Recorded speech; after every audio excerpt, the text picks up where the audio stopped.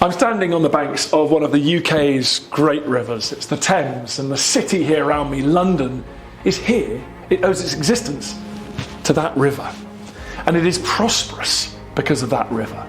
And that's because rivers connect us all together. They join the disparate pockets of humanity all over the world, because these waters flow down the river to the oceans that girdle the planet. Rivers and oceans are the highways of humanity. And really, it's all about the physics. You can just transport a lot more stuff or people by floating them than by dragging them along the ground.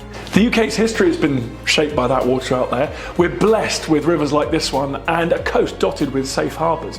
Just think about those rivers. We've got the Thames, the Humber, the Tyne, the Firth of Forth over on the east coast, and they give us London and York, Newcastle, Edinburgh, among other places. Over on the west coast, we've got the Severn and the Mersey and the Clyde and the Lagan. So we have Bristol and Liverpool, Manchester, Glasgow, Belfast, hugely prosperous places. And a vast proportion of the world's trade once flowed to these and other ports. That water that surrounds us made Britain rich, made Britain powerful, and it gave us a really outsized influence over the course of the last couple of centuries, far in excess of our share of the world's population or natural resources. To protect that activity, to safeguard that prosperity, the food, the supplies, the livelihoods of people ashore, that water needed policing. They need to establish what some people call admiralty, control over the seas. You'll have heard the old saying that Britain hasn't been invaded properly since 1066. Well, let me tell you, that is completely untrue. England, Scotland, Ireland, Wales experienced endless maritime assaults long after the time of William the Conqueror. And it took centuries of complicated, meticulous, expensive work to get to the point where the UK could be confident in its control of the waters around us, and therefore the integrity of our coastline and the welfare of UK citizens living on those coasts or near them. And don't forget, here in the UK, we are all coastal dwellers. None of us live more than 75 miles from the sea. As part of that process, technologies were fostered and government had to grow its capabilities. Really, it is one of the most exciting and important stories in all of history.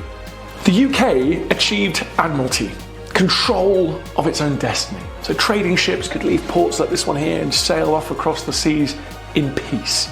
Ships full of immigrants, like my Scottish ancestors, left from Kintyre to settle in Canada, but alongside them, of course, other ships carried many others to Australia and other places. They took with them their language. They took with them their love of football and rugby, their way of life. Now, over the centuries, competitor states have tried to seize control of the oceans, and with them, the destiny of us humans. But Britain and its allies have prevailed. So much so that by the late 20th century, we really took it for granted that our shores were secure. Our energy and food would just continue to arrive. But today, I think we're not quite as secure as we once were. New threats have emerged. We have new vulnerabilities. There are offshore wind cables. There are data cables on the seabed. There are more interests to protect. There are also environmental concerns, fisheries and habitat protection. We now realise, I think for the first time ever, that our oceans and the species in them aren't just essential for our own prosperity, but for continued livable life on this planet. We're an island people with one of the world's greatest maritime traditions, but that's not sterile history.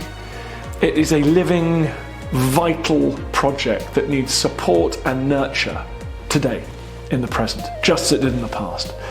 The fate of our families and our fellow citizens, and indeed the world, will be decided out there on the sea.